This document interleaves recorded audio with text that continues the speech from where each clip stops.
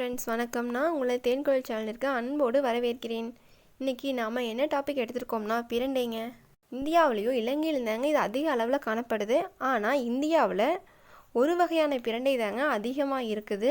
இதில் நிறையா வகை இருக்குது. காடுகளில், பெரிய முள் மரங்களில், பனை மரங்களில் எல்லாம் வளருங்க. இதோட வேர் தண்டு எல்லாமே யூஸ் பண்ணலாங்க. மருத்துவத்துக்கும் யூஸ் பண்ணலாம், அன்றாட சமையலுக்கும் யூஸ் பண்ணலாங்க. இதையே நாம் பறிக்கும்போது அதோட சாறு நம்ம கைகளில் பட்டுச்சுன்னா ஒரு விதமான அரிப்பு ஏற்படுதுங்க. இதையே நம்ம அன்றாட வாழ்வில் சட்னி, பொரியல், வற்றல் இந்த மாதிரி யூஸ் பண்ணலாங்க. இதே அதிகமாக எடுத்துட்டோம்னா ஒரு சில பிரச்சனைகளும் ஏற்படுதுங்க.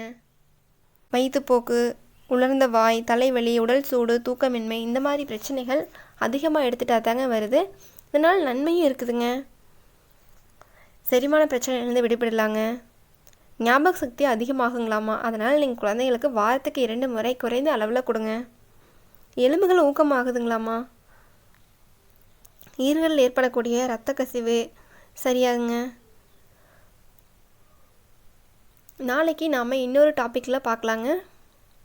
மறக்காமல் எங்கள் சேனலை லைக் பண்ணுங்கள், ஷேர் பண்ணுங்கள்.